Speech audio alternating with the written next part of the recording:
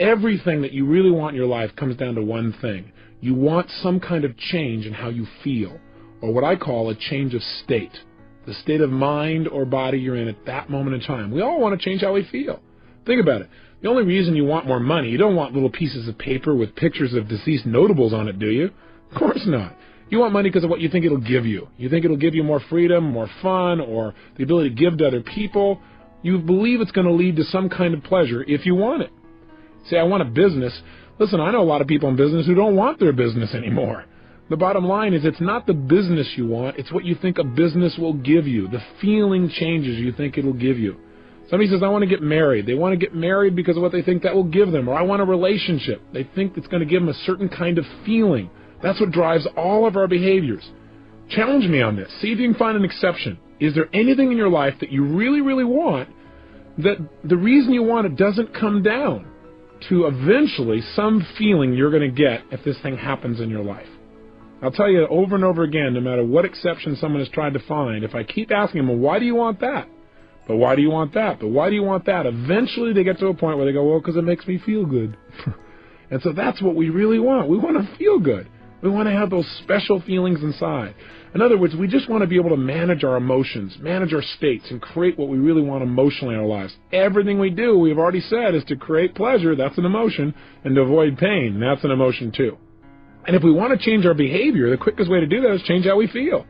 I mean, think about it. Haven't you had a situation in your life where you did something, and after you did it, you said to yourself, I can't believe I said that. I can't believe I did that. That was so stupid. Have you ever had a situation like that? I mean, an area you're normally pretty smart in. You just did something really dumb. I know I have plenty of times. Haven't you also had the opposite experience, though? Where you were on a roll, where things were just flowing, where it was like you were unstoppable, and you don't even know how you were doing it. You were just like flowing, you know, where after you did it, you know, somebody said, you do that? And you went, yeah, that was me, right? And you don't know how you pulled it off. You were rather proud of it, though. Haven't you had those kind of times where you're just on a roll? So I got a question for you. What's the difference in your behavior? Why is it in one situation you perform brilliantly, in another situation you perform, well, how should we say, brutally? The difference is not your ability.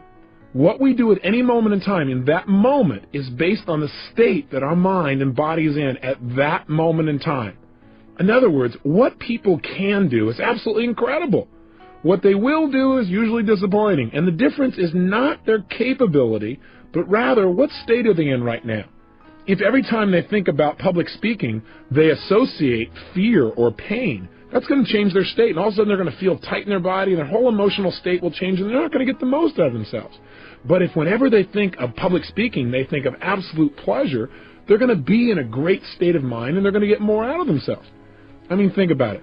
When you're feeling really frustrated, do you behave the same way as when you're feeling like you're on a roll when things are flowing?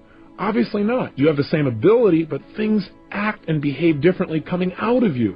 You speak differently, you communicate differently, everything changes. Or I'll give you another example. Have you ever forgotten something simple like your own home telephone number or address or how to spell the word the? Ever had one of those enlightening experiences? Now, you know how to spell the word the. How come you couldn't remember? The answer is because you're in what I call a stupid state. Right? You were in a state of mind where your brain wasn't able to get a hold of the answers. The answers are there, but you couldn't get there. So I believe one of the most important things, probably the most important thing that you and I can do in our lives to create the power and joy and passion that we really want is to learn to manage our own states of mind. In fact, think of the cost of not managing them. If you don't manage your emotional state, it'll cost you virtually everything you want in your life. Friends, family, success, and just the joy that every one of us wants to experience on a daily basis. Hey, let me ask you a question. Is what happens in your life the thing that determines how you feel at any moment in time? Yes or no? In other words, it doesn't matter whether or not, for example, the economy is doing really strong as to whether or not you feel good. Most people say no. Some people say, well, you bet. Does it matter how your relationships are going? Does that determine how you feel? Is how you feel determined by the weather, by how much sun or rain there is? Is it determined by how other people treat you? I'm here to tell you the answer to that is no. I'm not saying that it doesn't complement or support you feeling one way or another. I'm saying how you feel at any moment in time is purely designed and the result of how you are directing your own mind and body at that moment. What I'm saying to you is no matter what is happening in your life, you are in control of your own states. And once you understand that, number one, and number two, you use that ability, you now have control over your life at a whole new level. And you have more fun and joy and passion than you ever dreamed of once you take that responsibility and take that control. Now, for some people, when they say, well, that seems like a heavy responsibility, well, look at the opposite. What's the price of not managing your states? Well, I'll ask you a question. What does John Belushi, Elvis Presley, Freddie Prinze, Jimi Hendrix, Janis Joplin, and Marilyn Monroe, what do they all have in common? They're all people that never learned how to manage their state, that's what. They all were people that had every reason in the world to be happy by anybody else's standards, but who destroyed themselves, literally killed themselves in the end. I mean, Belushi's one of my favorite examples. Why? Because I liked this guy. Didn't you? Wasn't this a fun guy? I mean, if you were to think of somebody, didn't you feel like this guy that you could connect with? I don't know about you, but I really enjoyed him. And millions of other people did as well.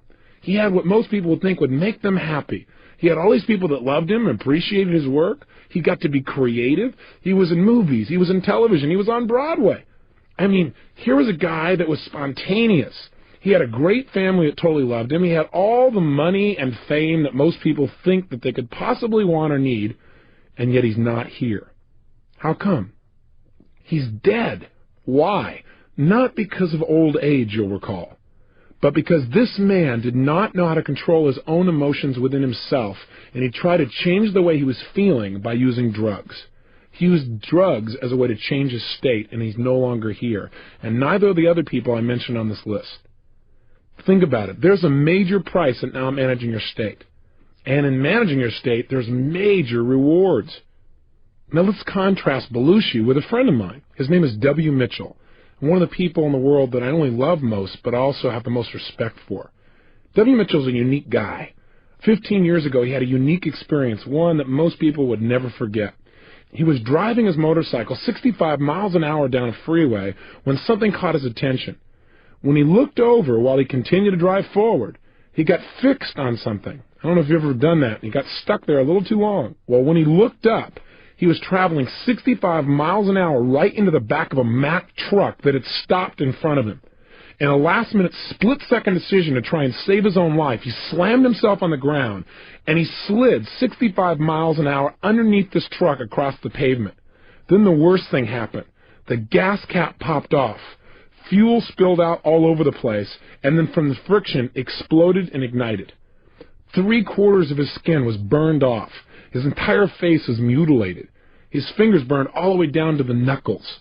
He woke up 2 weeks later in a hospital bed in searing pain, fearing to even breathe.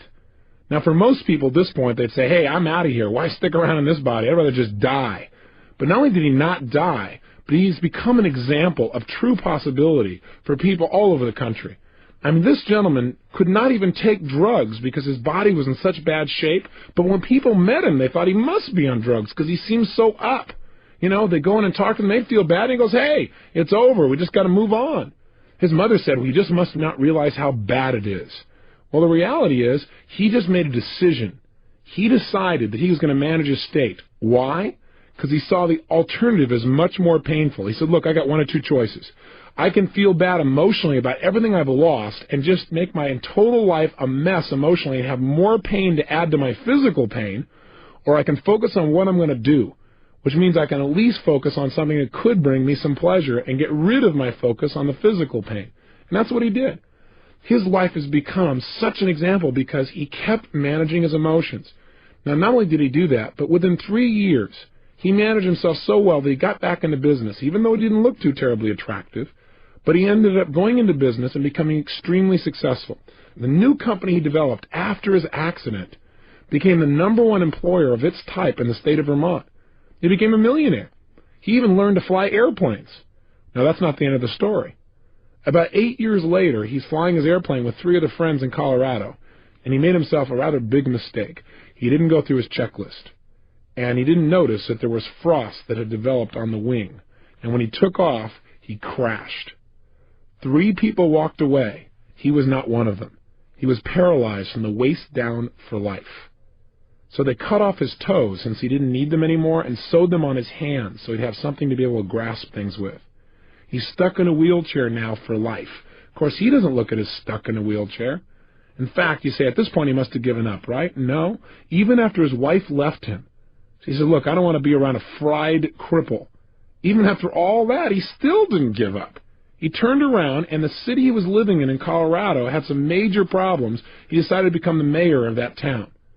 After that, he decided to run for lieutenant governor of the state of Colorado. He placed third in a group of 6, and he ran on the issues, not on a sympathy vote. And he campaigned door to door. Now remember, this guy didn't look too terribly good. In fact, he used to wear a button that said, "Send me to the governor's mansion, and I won't just be another pretty face." Kind of a nice way to interrupt people's patterns and make them associate something new to you. Now, he didn't win the lieutenant governor's place. He still didn't give up. He now has his own radio show in Colorado, and he has found the woman of his dreams and remarried. So I've got to tell you that if you start to tell me, well, gosh, Tony, I got all these problems, it's hard to manage my state, just think about W. Mitchell. When I look at somebody like Belushi and see all that he had, and I look at somebody like Mitchell, who seems to have all these challenges but is so happy, so successful, such a sense of possibility, it becomes clear to me that I have no excuse to ever not manage my state on a consistent basis. No matter how big the problems may seem, you're much better than anybody like that might ever hope to be. So how do we manage our states? Well, one, remember, I believe virtually everything in life comes down to why to first, then how to. I believe if you want to succeed, you got to have 80% of success is figuring out why to succeed, why to manage your state, for example. 20% is how. Here's the how, and let's do it quickly, and let's just get right to doing it and doing some exercises. There are 2 primary ways to control your state of mind and body. They are, number 1, controlling the way you use your physical body, what we call your physiology, and number 2, controlling your mental focus. That is what you pay attention to, what you think about, what you picture, what you say to yourself. Today we're going to focus on how to use our physical bodies to create the emotions that we want at any moment in time. And then on your next tape, we're going to work on how to control our focus, how to control the mental imagery and pictures and things that we think about in a way that immediately changes our state as well. Let's start and focus again today on physical movement. Now I want you to think about something here. In order to feel anything in your life, you feel it through your nervous system, through your physical body.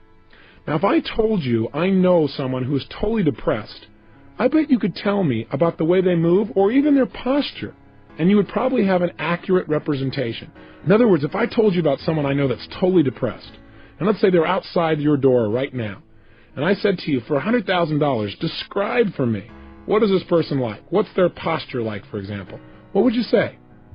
Most people will say, slumped over. Where's this person's head? Most people will say, down. Where are their eyes? Again, most people will say, down. Where is this person's breathing? Is it full or shallow? Again, most people say shallow. And where is this person's facial expressions? Are their muscles in their face pulled up and tight, or are they down and slack? Again, most people say slack. How did you match up with these descriptions? Again, if you're like most people, most of those descriptions match the picture you have in your mind. Why is it that when we think of a depressed person, we think of somebody who's physically hunched over a little bit, looking down, talking a little bit more slowly, with their eyes down and their breathing shallow and their facial muscles slack? The answer is, in order to get depressed, you got to work at it. It's not easy. You have to use your body in a certain specific way.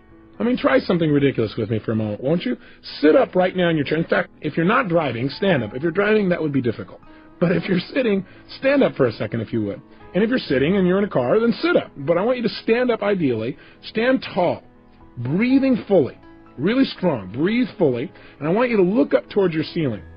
And as you're standing there, breathing tall, looking at your ceiling, what I want you to do is something really ridiculous, really dumb. Put a huge, silly grin on your face. Go ahead. Try it. Oh, come on. Nobody's noticing. You're by yourself. And if they are noticing, then you'll get their attention anyway. Put a big grin on your face. Look at the ceiling. Listen to me now. Now, what I want you to do, while you stay standing tall with your shoulders back, breathing fully with this big grin on your face, I want you to get depressed without changing any aspect of your body. Don't change your facial expression. Oh, come on, you can do it. Hang in there, get depressed. No, you know, some of you are cheating. I can tell. I'm in the room. If you drop those shoulders, if you drop your head, if you stop breathing, or if you stop smiling, it doesn't count. Stand tall, breathing big smile, looking at the ceiling. That's right, and get depressed without changing. All right, well, if you can't change, then just stay happy and sit down. Now, here's my point. You might say, what does this got to do with state management? Are you saying every time I don't feel good, I should stand up tall, stare and grin at the ceiling? Yes. No, there are many ways to do this, but this is one. My point is this. How come when you stand tall and you're breathing, you have this big grin on your face, how come you don't feel depressed? The answer is because it's pretty difficult because you're sending a totally different message to your brain. See, the way we move our facial muscles, the way we gesture, the way we physically walk, the pace at which we talk, all of these things determine how we feel in any given moment. If you don't like the way you're feeling, rather than trying to pump yourself up intellectually going, oh, I feel good, I feel good, I feel good, or doing a bunch of affirmations where I feel good, I feel good, I feel good, I feel good, and your brain goes, BS. That's not enough. What you've got to do is change the way you're moving. I mean, think about it. When you were growing up, didn't you have a parent that told you, hey, look, if you're depressed, go do something? Why did that work? Because when you go do something, you change the way you move, you change the way you breathe, you change what you're focusing on and what you're paying attention to, and whammo, you have an emotional change, a state change, if you will. So I want you to realize the power of your own physical body. When I was struggling, I had no idea the power of my body. I was at the effect. But you know what? I still use these tools. I just used them in the wrong way. Hey, listen, you already know the power of your body. When you don't like the way you feel, what do you usually do? I'll tell you what most Americans do. They do something to change the way they feel by changing their body, by changing their biochemistry. What do? They do things like drink alcohol. Why? Because the minute you drink alcohol, does it change your state? You bet. You behave differently when you're in a different feeling state? You better believe it. I goes, yeah, man, I sure do. The bottom line is you changed your biochemistry. As soon as you did that, that was changing physiology, and your emotions and feelings and behaviors changed instantly. Now, a lot of people in our society, when they don't like how they feel, they change their body and change the way they feel by using cigarettes. They smoke, and therefore they breathe differently. When they breathe differently, they feel differently. When they feel differently, they behave differently. So they don't like how they're feeling. They're feeling a little tight. They're feeling a little frustrated. They're feeling a little stressed. They smoke a cigarette, and they think the cigarette makes them feel better. What makes them feel better is the fact that they're taking nice, deep, slow breaths. Why not try it without the cigarette? What a concept. Amazing. The bottom line is you can change just by changing your breathing alone. Now, what else do we do? Well, a lot of people, when they don't like the way they feel, what do? They eat. You know, they go, I don't feel good, and they eat. And then they get fat, and they look in the mirror, and they don't like how they look. That makes them feel worse. So they don't like the way they feel, so they eat some more. Right? And then they're caught up in that loop again. Have you ever been there? So food is another way we try and change our physical body in order to do it. Some people just go to sleep. And some people do things like go shopping or watch TV, but we're going to talk about that in your next tape. Those are people that are changing what they're focusing on. But the primary way most of us try and change how we feel is by changing the way we use our physical body. Drugs is the most obvious example. We've already talked about that. Cocaine. Why? Because it changes their state rapidly. That's why people still purchase it, even though it destroys their life simultaneously. They don't focus on that. The point is, any change in your physical body makes an immediate radical change in the way that you feel.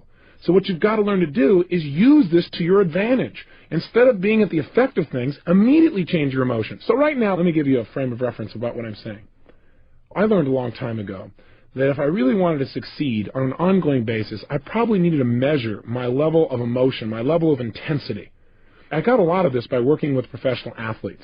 I noticed that most athletes are really conscious of and pay attention to managing their emotions and their states. And you watch a tennis player, and every time before he hits the ball, he bounces the ball the exact same way, the exact same rhythm, kind of anchors himself, if you will, or triggers himself back in a state. Football players do it differently. You know, they grab their other buddy's head and they go wham, wham, wham, and smack heads with him, and they feel good. You know, baseball players, they spit, you know, grab their legs, you know, scratch the ground, but they do certain things every time to get themselves in state.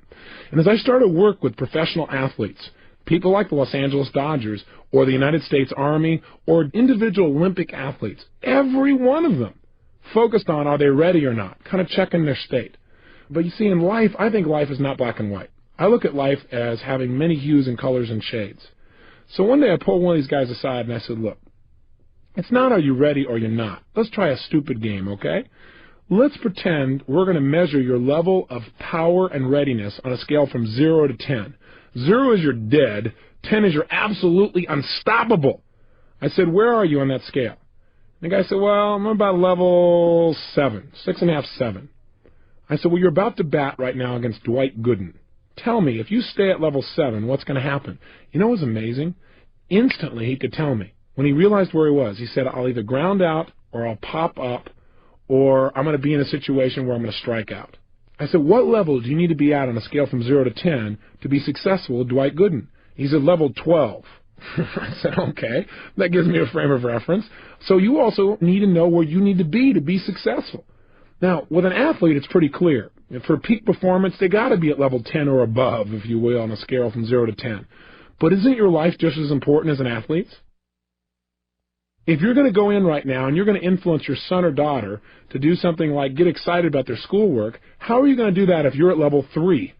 It's not going to happen. Too often I see parents that go, I just can't motivate my children.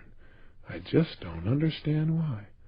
I talk to them about all the reasons why they should really go for it, but it just doesn't seem to work. Do you have any suggestions, Mr. Robbins? I'll say, yeah, try talking a little faster for your children. See, the way we use our voice will affect our states. See, I have a lot here I want to share with you in a short period of time, so I speed up a little bit. How would you feel if I said, well, ladies and gentlemen, this is day 5. And today what we're going to learn to do is manage our states of mind and emotion. And over the next 30 days of this program, I want you for hours at a time to listen to my voice. Well, after you came out of a deep trance and turned off the tape, I doubt very seriously if we create very much change. Now, I'm not saying it's not appropriate to talk in a more relaxed way than I am in this frenzied pace that I'm sharing with you to try and get everything in. But what I am saying is make sure that you're in an appropriate state for what it is you're trying to accomplish. Does that make sense? On a scale from 0 to 10, where do you need to be effective at a given task? If you want somebody to feel loved by you, you probably don't want to go level 10. Go, I love you, I love you, I love you, okay! That probably won't work either. So everything is context related. But I'm asking you today to commit yourself for the next 4 or 5 days, even though we'll be doing other exercises, to looking at what state are you living in your life. If you want to look at the state of your life, look at the level of intensity and joy and passion you're creating. Where are you today on a scale from 0 to 10? Or better yet, before you started this 30-day program, where were you? Do you remember that first day? Before you got the tape program or anything else, where were you on a scale from 0 to 10? You remember where you were, first of all? Think about it for a moment, if you would. Where were you? What was your state like? Where were you on a scale from 0 to 10? Now I want you to think of something. Where were you after you finished that first tape on a scale from 0 to 10? Most people that we followed up with and interviewed with are usually at level 8 or above. And when they started out, they were in level 6 or 5 or 4 or 3. And so what I want you to do is do it without me. You don't need me to change your state. You need you. You need to move your body differently, and you need to pay attention to where you are. Use the state that's most appropriate for where you need to be for the given situation. So let me give you, first of all, some specifics about how you could change your body. I've mentioned a lot of them, but let's be really precise. The number one way that you can change the way you feel at any moment in time is to change the way you move. The reason is this. In fact, you might want to remember this phrase. Emotion is created by motion. The way you move your physical body is the fastest way of changing your emotions. So, for example, if I'm not feeling passionate and I want to, instead of pumping myself up, all I have to do is clap my hands or move my hands rapidly. I make a rapid gesture. Not a little minor one where I just push my hands out a little bit and then bring it back at a slow pace, but I mean speed, acceleration, if you will. If you speed up the quality of your movements, you will instantly change your emotional state and your intensity. So try it right now. Even while you're listening to me, here's what I want you to do. Take your hands and put them together so that you're touching them almost like in a praying motion. And what I want you to do when I say now is, at the pace I say, I want you to pull them apart and just gradually pull them out to your sides at the pace that I count, like 1, 2, 3, 4. Okay? And by the time I hit 4, you should be level with your shoulders. Okay? Let's try it. Your hands are together. And just notice what happens to how you feel. Ready? 1, 2, 3, 4. Okay, bring your hands back together. 1, 2, 3, 4. Again, 1, 2, 3, 4. Again, 1, 2, 3, 4. This is known as a state of absolute boredom. Right? So let's try something new. Let's try moving more rapidly. This time, instead of 1, 2, 3, 4, when I say now, I want you to pull your hands apart and don't limit them to the length of your shoulders. I want you to literally pull them apart and pull them out as far as you can, like extending your entire wingspan. Now be careful on this. Look around you before you do this to make sure you don't hit anything. And let's have some fun. Do something silly. I know it seems ridiculous, but just try it. Now if you're driving, this is not useful. Keep one hand at least on the wheel and try it with the other one. Okay, here we go. Your hands are together. And when I say now, I want you to literally bring them out, explode them out to your sides, and extend your fingers and everything out as far as they can go. In other words, you're going to take your hands and make them go as fast as they can apart all the way out and extend them. Ready? 1, 2, 3, go! Whoom. And just feel that. And bring your hands together again. Into a clap. Okay, and then do it again. Out as fast as you can. Go. Whoom. As fast as you can. Bring them in. And again, out as fast as you can. Whoom. Again, in. Again, out fast. Whoom. Now, if you do this about 10 times, you will feel what we call a state change. Do you feel it now? Now, I know this may sound weird and bizarre. You're going, okay, Tony, what am I supposed to do? Create this wingspan every time I need to change state? No, what I'm saying is you must learn to develop what I call power moves. What a power move is to me is finding a certain type of gesture, or a couple of them, that no matter how bad I was feeling, or frustrated, or tired, or whatever the case may be, that I can make this movement and instantly I feel strong. Instantly I feel resourceful. Instantly I feel like I could turn things around. You need to develop what those are. And you already have them, because you've had times in your life when you felt great. How were you moving at that time? That's the first clue. In fact, what I often do with people is get them to stand up and walk around the room and notice how would they walk if they felt totally successful. I mean unstoppable. Try it right now. Oh, you're going, well, I'm in the car. Great. If you're in the car, then you can try this later on. But if you're actually listening to me and you're not in the car, stand up right now and try something. Come on. Don't just listen to me. Stand up. Come on. I'm watching you. I'm there. You got to know this. And what I want you to do is stand up and walk around the room. And what I want you to do is, first of all, walk the way you normally walk. Just, walk around in a circle or walk straight back and forth. Notice how that feels. Come on, you can do it. There you go. Now, what I want you to do now is make a state change. And I want you to, if you would, imagine that you feel absolutely strong and unstoppable. I mean, in your power. And what I want you to do is just walk around the room as if you felt unstoppable and powerful. And move your body the way you would be if you were unstoppable and powerful. Go ahead and try it right now. Go ahead, walk around the room and actually strut the way you would strut if you felt unstoppable and powerful. Make a gesture or two the way you would if you felt unstoppable. And then try to go back to the opposite again. Go to feeling not confident, not sure, and walk around the room not sure about whether you can succeed, making gestures like you're not sure. Feel the difference in your body. I want you to get an example of that. Then back to confident again. Make it strong. They say, well, what if I'm listening in the car? Well, if you're listening in the car, all I want you to do is sit right now, or even if you're sitting down, come back with me right now and sit down. What I want you to do is just notice how you can change your state from being bored and tired to feeling energized just by changing your body. So try this. First of all, sit the way you'd be sitting right now if you had 5 times more energy than any other time you can remember. Come on, go for it. Don't just listen. If you're just going to listen to this tape and not follow through, turn it off. But if you're going to go for it and make changes, then play with me, okay? Sit up in your chair right now. Come on, sit up the way you'd be sitting if you had 5 times more energy than any other time. Breathe right now the way you'd be breathing if you felt strong and excited and energized. Put a facial expression on your face right now like you'd have if you felt totally passionate and excited. No, it doesn't look like this. Come on, put a big grin on your face or a big feeling of energy. There you go, good. And make sure you gesture that way. Notice how this feels. Now, if you don't feel any change, it's because you've not made a radical enough body change. That is, change your body really major. Create more tension, more excitement, whatever it takes. Now, go from this state to being in a state of boredom. Go ahead. Sit the way you'd be sitting if you were bored and tired. That's it. Just notice how that feels. Go ahead. Really bored and tired. And as you're sitting there bored and tired, I got a question for you. Did you change your body to do it? You bet you did. What did you change to get bored and tired? Well, did you notice anything happen to your head? Did it go down? Did you relax any of the muscles? What happened to your breathing? Did it change? How about your facial expression? Does your muscles go slumping or slack? Now try this. Get back to energize as fast as you can. Oh, come on. Play with me. What I want you to do just for a moment is to practice snapping yourself from being in a state of being bored and tired into a state of energy. It's going to be very valuable for you. Let's try it. Back into an energized state. Come on, as energized as you can get. Come on, sit up in your chair, breathing with some energy, feeling strong. Come on, even more energized than before. Now go to bored and tired.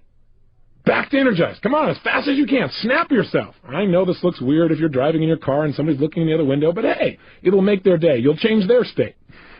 Come on, if somebody else in the family's watching, they don't have to know what's going on. Just go for it. Here we go. Total energy.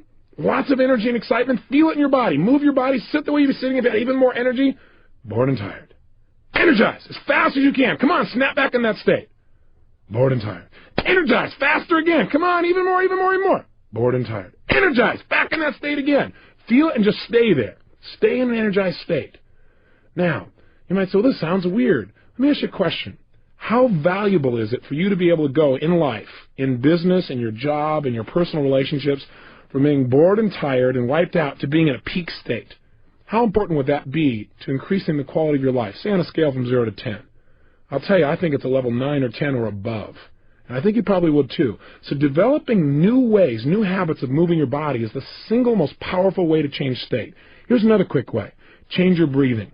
As I said earlier, one of the reasons people smoke cigarettes is because in order to smoke a cigarette, you change your breathing pattern rather radically. When people eat food, oftentimes they feel better afterwards because they fill their stomach up, and it changes the way they feel and the way they breathe. With all that food in there, things slow down. They feel less stressed. Almost every yogic practice that I've ever studied or noticed teaches some kind of breathing pattern as part of how to change your emotions and the way you can grow spiritually, if you will. So changing your breath, try different breaths, breathing faster, breathing slower, and discover what breathing patterns work best for you to create the changes that you want. Thirdly, learn to manipulate your face. I teach people in seminars how to do what I call facial aerobics. What that means is doing many different expressions as you possibly can in a short period of time, so that what happens is you really have access to different emotional states. Do you know you have over 80 different muscles in your face? And a slight change in your facial muscle instantly changes the way you think and the way you feel.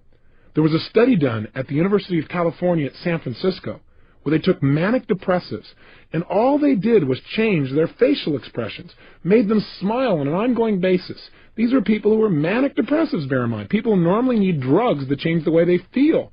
Not one of those persons, while they were able to keep smiling, was able to feel depressed. In fact, some of them began to manage themselves by smiling for 20 minutes at a time for no reason. And pretty soon they began to feel great, and they began to develop a new habit.